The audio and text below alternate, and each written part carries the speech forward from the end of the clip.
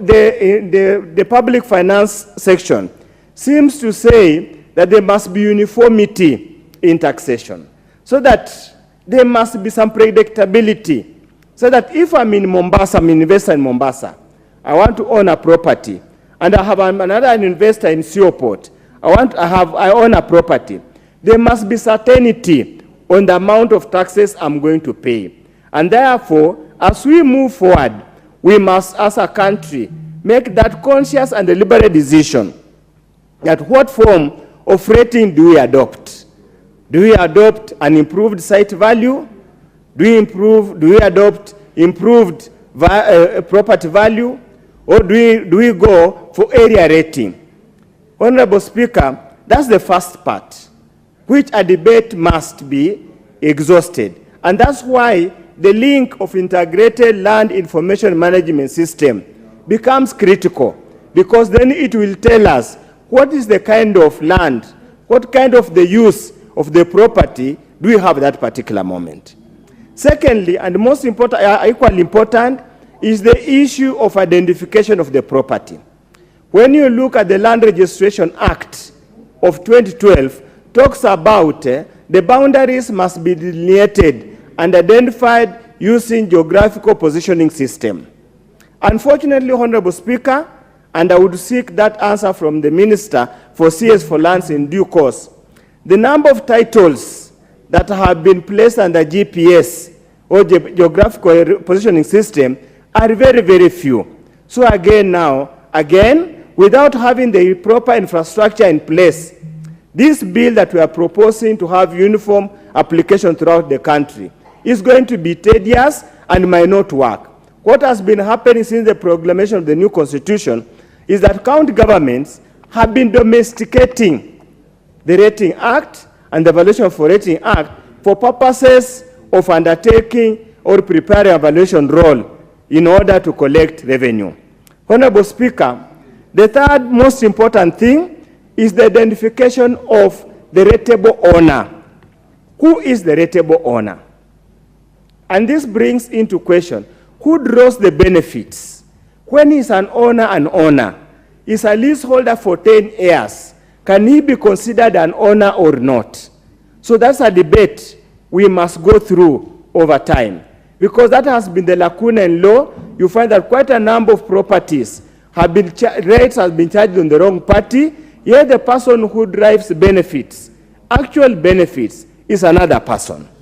So again, Honorable Speaker, we must have that debate as we go ahead, as we enrich this bill. Honorable Speaker, of course, the most controversial and contentious issue has been the rate to be applied, the rate struck to be applied. Honorable Speaker, all over the world, and if you look at the history of land taxation, started during the feudal system in the UK, where they say the owners of the land, as they derive benefits from public service, they must pay back for the maintenance and expansion of those services.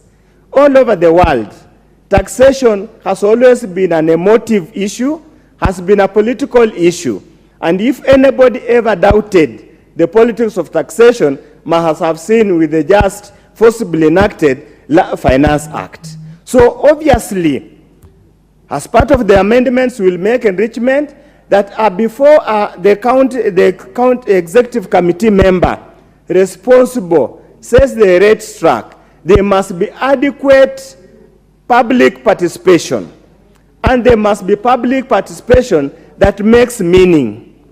And like what you have heard in the past, where members of public state and make submissions, submit petitions, memorandum, which are routinely and carelessly, casually ignored, and with a certain legislation is rammed through, which has got very serious consequences. So one of the issues that we are now seeing in academia, that in the setting of the rate struck, there must be some kind of compelling public participation, that whatever is said becomes compulsory. In many countries, Honorable Speaker, to impose even a tax, you have to go to referendum for the members to agree whether we go for referendum or not.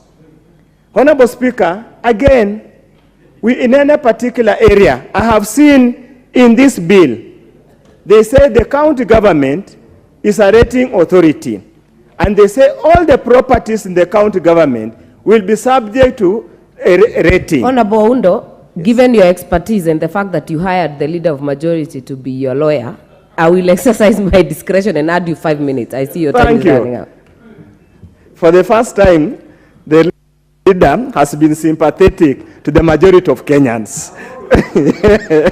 So, Honorable Speaker, the debate that we must have here is that the bill proposes that the rating authority will be the county government. And they say it suggests that all the properties in the county government within the jurisdiction of the county will be subject to rating. And Honorable Speaker, this has been an age-long debate all over the world. That if you impose a tax rate, a uniform tax rate, or a segregated tax rate, yet the income, the benefits being derived from ownership of a property is not uniform, you end up disadvantaging and punishing those who have got marginal use of their property. For example, Honorable Speaker, a peasant farmer in the area Muranga or in the area Kiambu here, who has got very little he extracts from that piece of land, ask him to pay rates at the same rate like somebody from this side of Kabete, where they collect gold in form of coffee, is emotionally unfair and politically disadvantageous. The thinking has always been, under the Constitution, county governments are allowed to declare an area an urban area under the Urban Areas and Cities Act. So that's the kind of discussion we must have, that should we punish peasant farmers wherever they are. Of course, there have been arguments here in Nairobi that what happens, somebody comes and puts up a a residential block and lives there.